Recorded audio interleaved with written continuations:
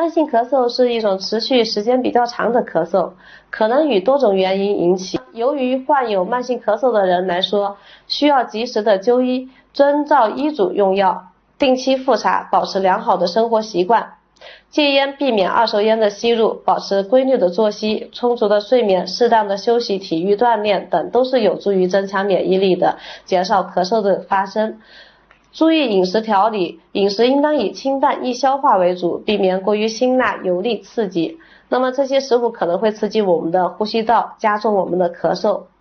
同时保持充分的水分摄入，有助于稀释痰液，减少咳嗽。注意室内环境的清洁、通风以及心理的调试，保持良好的心态，避免过度的焦虑和压力，有助于我们减少因心理因素所引起的咳嗽。